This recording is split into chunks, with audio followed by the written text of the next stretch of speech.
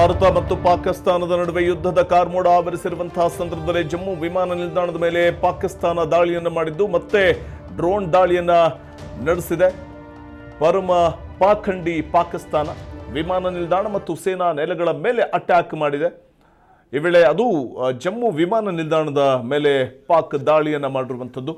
ಮತ್ತೆ ಡ್ರೋನ್ ದಾಳಿಯನ್ನ ಪಾಕಿಸ್ತಾನ ನಡೆಸಿದೆ. ಪಾಕಿಸ್ತಾನ ಬಹುಶಃ ಭಾರತ ಪಣ ತೊಟ್ಟಿದ್ದೇ ಆದರೆ ಪಾಕಿಸ್ತಾನವನ್ನು ಸರ್ವನಾಶ ಮಾಡೋದಕ್ಕೆ ಹೆಚ್ಚು ಸಮಯ ಬೇಕಾಗುವುದಿಲ್ಲ ಅಂತ ಅನಿಸುತ್ತೆ.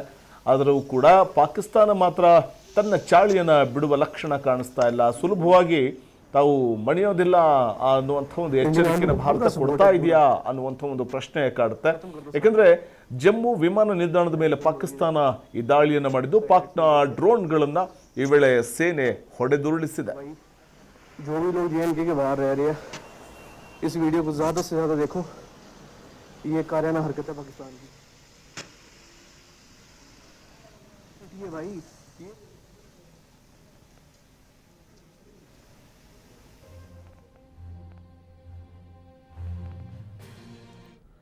ಜಮ್ಮು ಕಾಶ್ಮೀರದಲ್ಲಿ ಮತ್ತೆ ಗುಂಡಿನ ಚಕಮಕಿ ನಡೆದಿದೆ. ಪಾಕಿಸ್ತಾನದ